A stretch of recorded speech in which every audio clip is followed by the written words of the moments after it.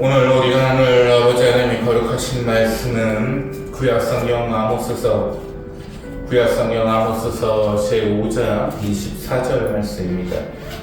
오늘 우리가 나눌 아버지 하나님이 거룩하신 말씀은 구약성경 아모스서 제5장 24절 말씀입니다. 구약성경 1280페이지입니다.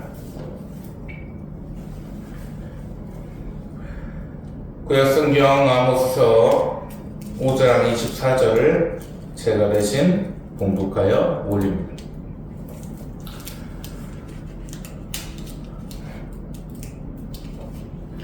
오직 정의를 물같이 공의를 마르지 않는 강같이 흐르게 할지어다. 아멘.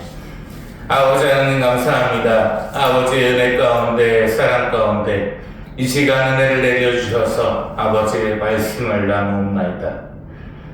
이 한 주 악하디악한 세상을 살아가며 아버지의 편에서 거룩히 승리케 하여 주시옵고 그 어떤 사탄과 마귀의 미혹에도 넘어가지 않게 하여 주시옵고 언제나 아버지의 편에서 이 한 주도 윤택함을 누리며 아버지께서 때때로 부어주시는 은혜와 간복 아래 기뻐 춤추게 하여 주시옵소서.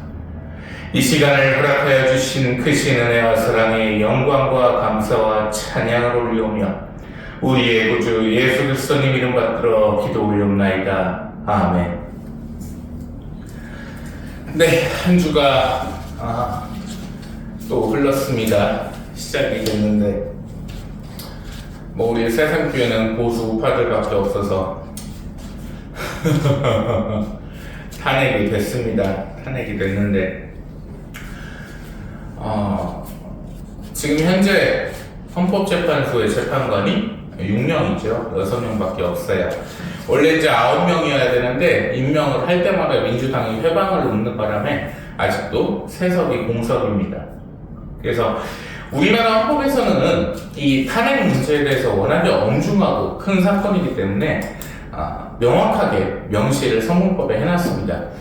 9명 중에 9명 중에 6명 이상이 동의를 해야지 탄핵이 가능합니다. 그거는 상대적이지가 않고 절대적인 숫자이기 때문에 지금 6명이 있는데 그 헌법재판관 6명이 모두 동의를 해야지 윤석열 대통령의 탄핵이 완료가 됩니다. 그런데 다행스럽게도 지금 헌법재판관 중에 이제 2명이 우리 쪽이죠. 어떻게 보면 이제 우파 쪽이기 때문에 이번 비상계엄 12.3 비상대계엄이 정치의 어떤 활동 그리고 고도의 정치 행위, 통치 행위 이렇게 좀 인정을 받을 가능성이 높습니다. 그래서 정말 다행히 정의의 심판대로 고도의 정치 행위만 인정을 받게 되면 윤석열 대통령의 탄핵은 기각이 되고 이제 복귀를 하게 됩니다. 노무현이 이제 업무 복귀를 했었죠. 헌재에서 탄핵이 기각이 돼서. 그래서 노무현의 어떤 귀환과는 다르게 윤석열 대통령의 정치적 귀환은 분명히 어마어마한 찬란한 빛 가운데 이루어지지 않을까 이렇게 생각을 하고 있습니다. 반드시 그렇게 될 것이라는 생각을 하고요. 이번 기회로 인해서 배신자를 또 착출을 했어요. 한 번씩은 좀 걸려야 돼요. 그 한동훈이 특전인물 참 찍는 게 오랜만입니다. 그 한동훈이도 퇴출해야 되고, 그죠? 배신자 중에 배신자입니다. 많이 나죠. 김예지 그 눈 장애인에. 그 다음에 김성욱이 그 찔찔 짜는 애. 고소하려면 고소해라, 너도.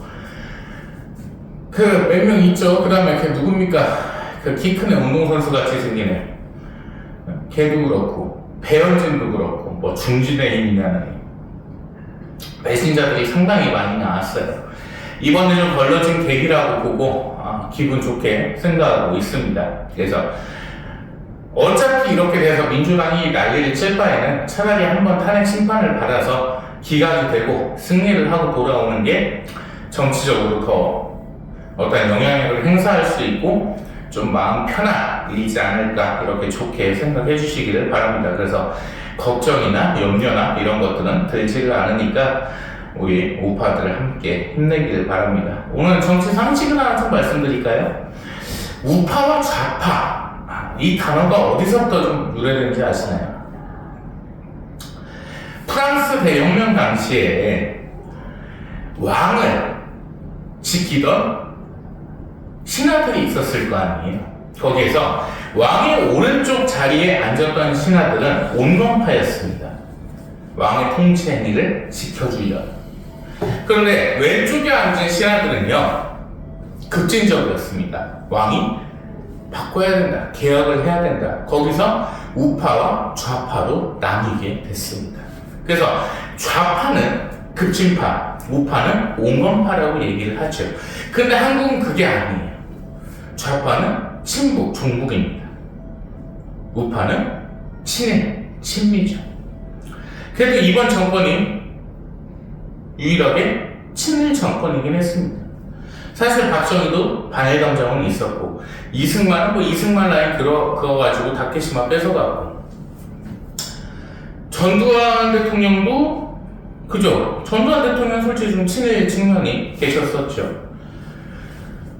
그러다가 이제 유일이었는데 이렇게 되니까 참 기가 막힌 현실이기는 합니다. 그래도 어쨌든 헌재에서 승리하고 이재명 정의의 심판대로 받아서 구속되고, 조국이도 이제 내일 들어갑니다. 이놈의 자식 커피 결제했다고 하는데, 조국이 하여튼 들어가니까 그나마 좀 제 스피커 하나가 없어졌어요. 그게 좀 나았고 그런 상황입니다. 그리고 이번 기회로 인해서 정치인들만 걸러진 게 아닙니다. 그 교회 목사들도 많이 걸러졌어요. 무슨 시국이 불안정하다느니 이딴 소리 하는 것들 다 빨갱이 새끼들입니다. 왜? 간첩이 아닌 이상, 빨갱이가 아닌 이상 비상경영 터져도 무서울 게 없어요. 오죽하면 알사람과 집에 있다 그 얘기를 했습니다. 계엄사령관이, 만약에 지역 계엄사령부가 다 있으니까 세종 계엄사령관이 내 사무실로 왔으면 좋겠다. 윤석열 대통령 사진 걸려있지, 태극기 대문짝만하게 걸려있지, 일장기 대문짝만하게 걸려있지, 멸공, 반공 이런 거 항상 외치고, 그 계엄사령관 딱 와서 그럴 거 아닙니까? 야, 이정우 대표님 참 훌륭하십니다. 그러고 갈 거 아닙니까? 무서울 게 뭐가 있는데 뭘 불안하다니. 빨갱이들이니까 불안하겠지. 아니, 빨갱이가 아닌데 군인들한테, 대원군한테 주워 터질 일이 있습니까? 이번 기회로 많이 걸러졌어요. 그래서 많이 걸러진 어떤 계기라고 삼고 있겠습니다. 그렇게 생각하는 게 정신승리가 아니라 당연한 결과일 거라고 생각을 하겠습니다. 우리 오늘 본문 말씀은 뭐냐면요, 우리 아모스서 5장 18절 말씀 보실까요? 아모스서 5장 18절, 518이네. 5장 18절 말씀입니다. 화 있을진저 여호와의 날을 사모하는 자여, 너희가 어찌하여 여호와의 날을 사모하느냐? 그날은 어둠이요 빛이 아니라. 아멘. 최후의 심판을 아모스 선지자님에게 주신 겁니다, 아버지께서. 근데 아버지 하나님께서 그 말씀을 하세요. 아버지 하나님의 날이라고 하면, 최후의 심판을 하면 우리는 기쁜 날이라고 생각을 해요. 왜? 빛나는 천국이 내 눈앞에 있으니까. 아버지 하나님께서 오시는 그날입니다. 우리 구주 예수 그리스도께서 재림을 하시는 날이에요. 그런데 그날을 왜 기뻐하냐고 말씀을 하십니다. 신기하죠? 화 있을진저. 화 있을진저는 뭐냐? 재앙이 너희에게 내릴진저 왜 여호와의 날을 사모하느냐? 이 말씀이 뭐냐면 구원받을 자가 별로 없다는 말씀입니다. 다시 말씀드릴게요. 많은 사람들 중에 65억의 인구 중에 구원받을 자가 거의 없는 겁니다.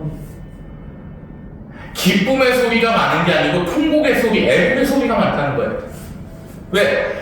다 아버지 하나님의 심판 앞에 쓰러지고 처참히 죽는 거예요. 그날이야. 심판의 날입니다. 구원받은 사람이 사람이 없다니까. 교회 다니면 구원받아요. 웃기는 소리 하지 말고. 14만 4천 명을 신천지에서 그 사이비적으로 얘기하는 게 아니라, 그마저도 신천지는 이제 14만 4천 명 교리가 아니에요. 왜? 너무 많아졌어, 포교된 인구가. 그러다 보니까 무슨 뒤에 흰머리 얘기하고 꼴딱 떨고 이래 막 교리가 바뀌어요.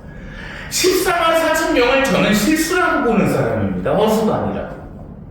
상징적인 숫자가 아니라 구약의 12지파와 신약의 12사도를 곱해가지고 144에다가 많은 그 당시에 상징적인 숫자 1000을 곱한 14만 4천이다 이렇게 해석하는 게 성경 어디에 나오냐고.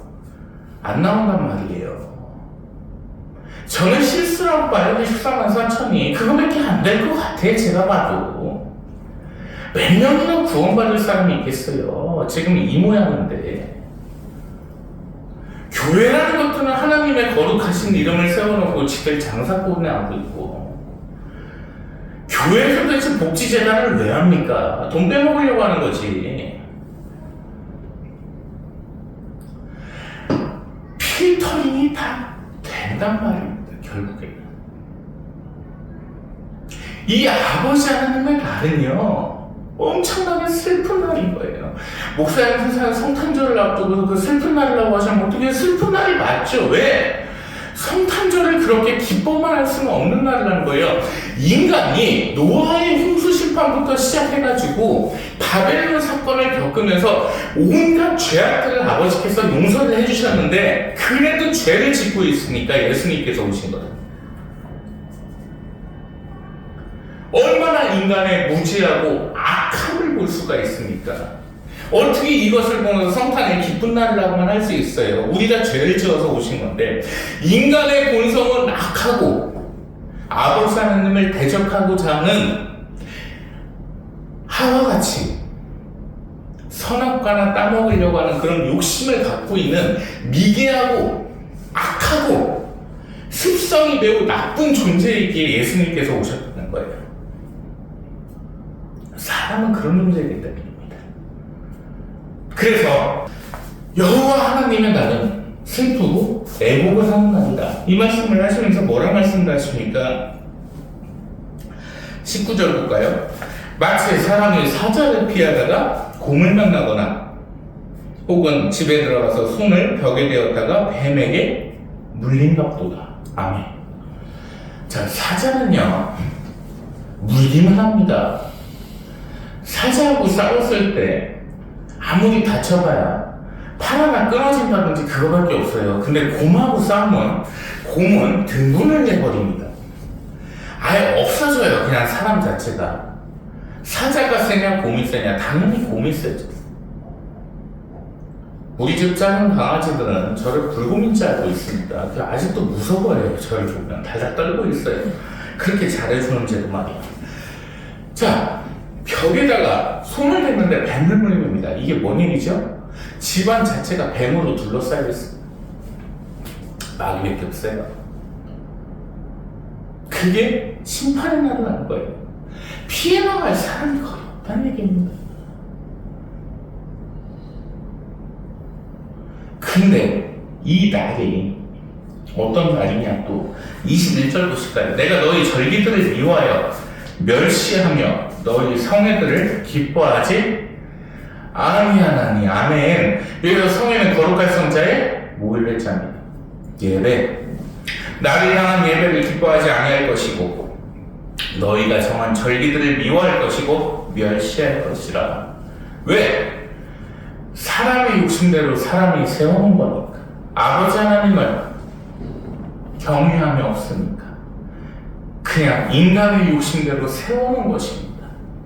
그러니 기뻐하지 않으신다고 말씀을 하시죠. 이게 어떤 것이냐? 기성교회를 얘기를 하시는 겁니다. 말씀을. 아버지 하나님이 안 계십니다. 사람의 인본주의밖에 존재를 하지 아니합니다. 22절 보실까요?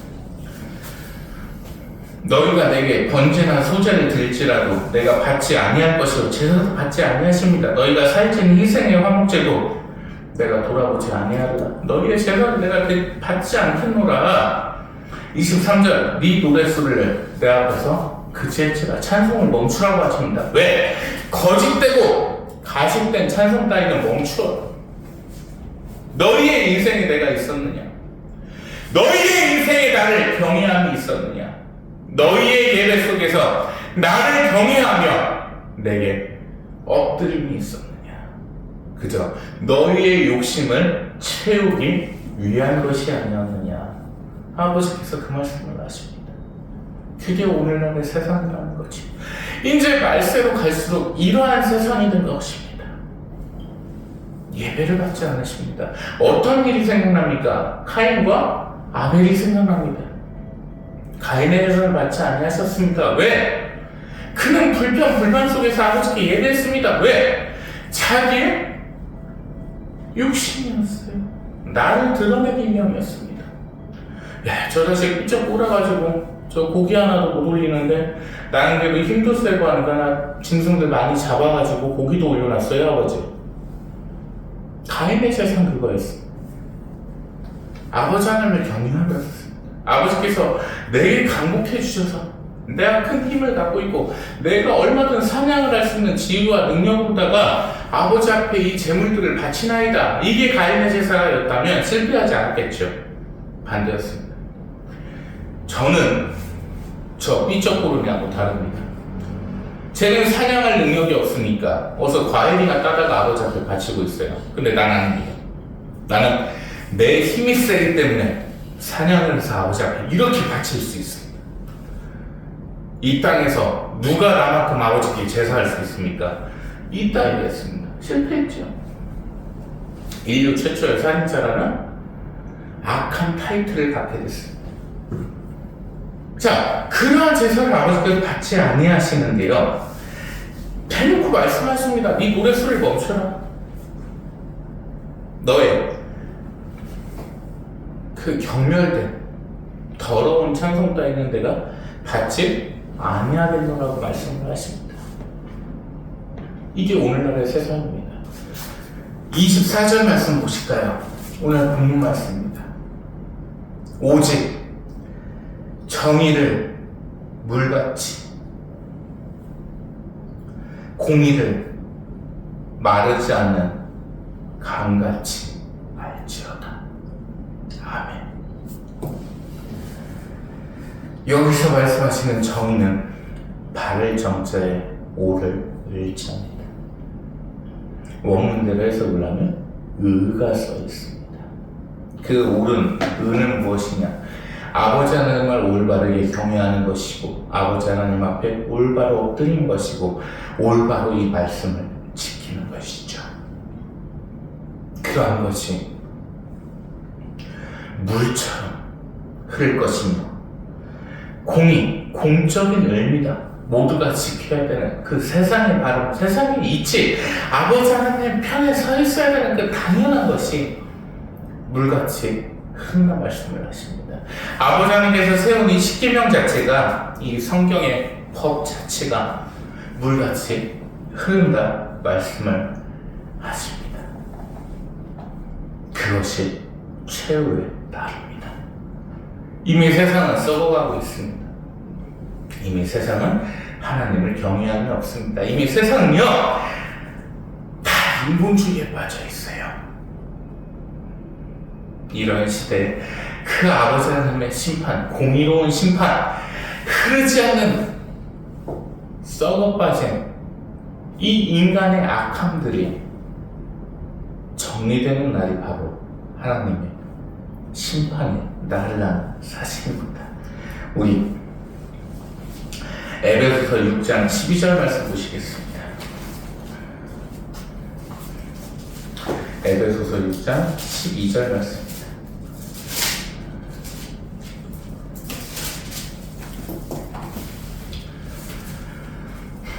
우리 11절, 12절 제가 대신 대독하겠습니다. 317장이 있어요. 마귀의 관계를 능히 대적하기 위하여 하나님의 전신갑주를 입으라. 우리의 씨름은 혈과 육을 상대하는 것이 아니요 통치자들과 권세들과 이 어둠의 세상 주권자들과 하늘에 있는 악의 영들을 상대함이라. 아멘. 자, 하늘의 주권자 누구?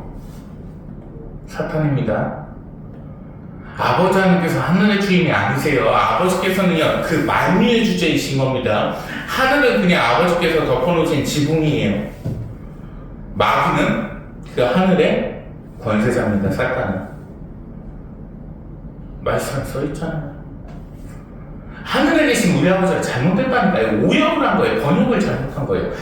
만유의 주제이신 우리의 아버지시여, 아버지 이름이 이 땅에서 거룩히 여김을 받으시오며 아버지의 그 크신 심판이, 아버지의 그 영광된 나라가 오시오며, 이렇게 가야 돼요. 원문이 잘못된 건 원문을 갖다 잘못 오역을 해놓은 거예요. 자, 하나님의 전신갑주가 뭡니까? 말씀입니다. 아버지 하나님의 공법이에요. 아버지 하나님의 을입니다. 그 을을 입으라. 왜?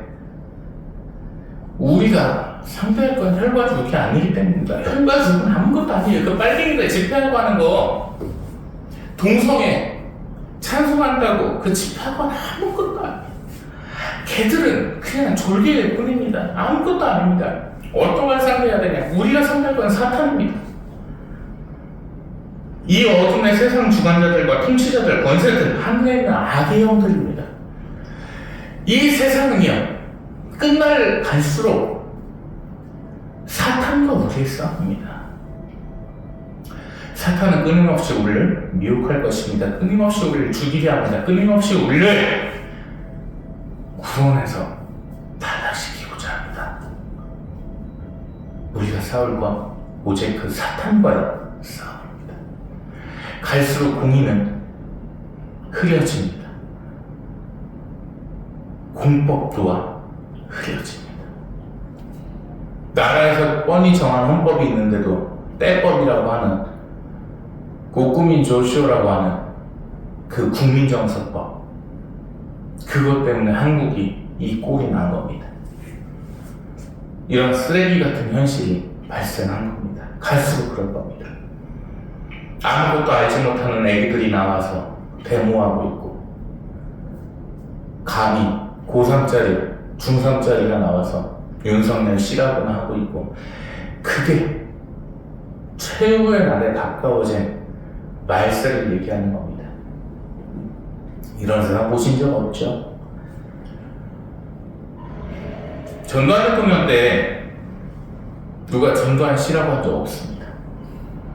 박정희 대통령 때 누가 박정희 씨라고 한 적 없습니다. 데모하는 학생들마저 박정희 대통령 때는 박정희 대통령 각하라고 표현하면서 데모했어요. 갈수록 그렇습니다.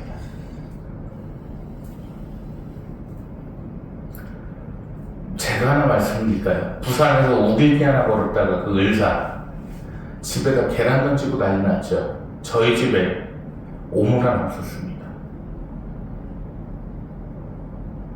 저희 집은요, 관리사무소에서 가끔 쓰레기를 치워주기도 합니다. 어떠한 훼손 하나가 없었습니다. 아버지께서 지켜주신 겁니다. 아버지 하나님의 지키심이 있지 않으면 이 세상에서 살아남을 수가 없습니다. 왜? 매장당하니까. 군중심리는 인간의 악의 본성입니다. 10명이 있는데 9명이 이걸 갖고 사과라고 하면 사과가 되거든요. 지금 오늘날 그런 시대에 살고 있다니까요. 공법이 없어요. 공의가 없어요. 정의가 없습니다. 없으니까 물처럼 강처럼 흐르게 하신다는 말씀이에요. 그런데 우리가 알아야 될 게 있어요. 이미 하나님께서는 마귀를 순하게 쥐고 계십니다. 왜? 마귀조차도 하나님의 피조물일 뿐이니까. 그 사탄은 결코 하나님을 대적할 수가 없는 존재입니다. 그냥 하나님을 밑에 있을 수밖에 없는 존재예요. 정의는 승리한다. 의는 거룩하다. 공법은 반드시 살아납니다. 이게 성경이 말씀하는 핵심입니다. 낙심할 필요 없습니다. 이미 세상은 말씀대로 정해진 대로 가게 되어 있습니다. 악이 활개치고 하늘의 주권자인 그 사탄이 활개치고 사탄의 졸개인 마귀들이 사람들을 미혹하는 것, 그것은 이미 성경에서 정해 놓으신 수순이기 때문이죠. 그 가운데서 우리가 오직 지킬 것은 의입니다. 그 의가 무엇이냐? 아버지 하나님의 편에 서는 것, 아버지를 경외하는 것, 십계명을 지키며 사는 것. 그것이 우리 신자들이 해야 될 최후의 몫이라는 겁니다. 너무 이 세상에 대해서 낙담하지 마십시오. 어차피 세상에 빛은 없습니다. 어차피 정의는 인본주의로 인해 망가지게 돼 있는 것입니다. 그러나 한 가지만 기억하면 됩니다. 아버지 하나님께서는 결코 아버지의 백성들을 버리시지 않는다는 겁니다. 진실은 승리할 것이고 정의는 이길 것입니다. 의는 거룩히 빛날 것입니다. 그것이 우리가 가져야 되는 희망입니다. 우리 다시 한번 오늘 본문 말씀 아모스서 5장 24절 말씀 볼까요? 5장 24절, 아모스서 5장 24절. 이 말씀 다시 한번 우리 가슴 속에 담으면서 예배를 마칠까 합니다. 오직 정의를 물같이, 공의를 마르지 않는 강같이 흐르게 할지어다. 아멘. 우리 흥정역 성경을 제가 읽어드리도록 하겠습니다.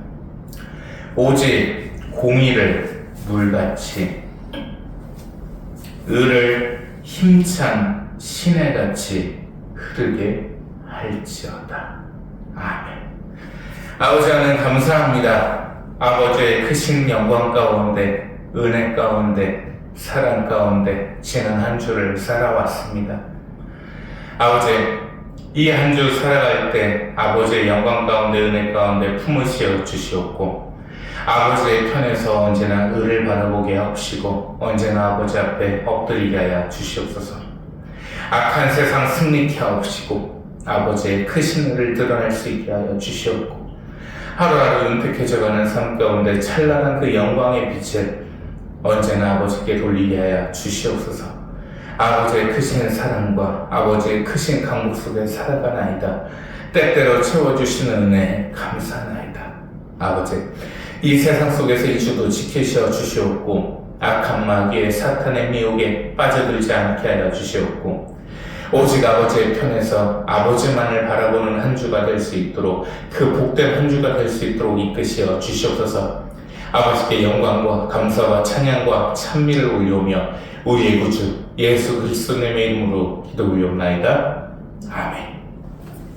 이제는 우리를 죄에서 구원하시며 오로지 우리만을 지키시는 우리의 거룩하신 아버지 하나님의 은혜와 우리를 위하여 십자가에서 죽으시고 부활하시며 오직 우리를 이끄시는 우리 구주 예수 그리스도의 무한하신 사랑하심과 성령 하나님의 정의의 이끄심이 이 시간 하나님 앞에 엎드려 하나님을 바라보는 하나님의 거룩한 백성들 머리 위에 이제부터 영원 무궁토록 항상 함께 계실지어다.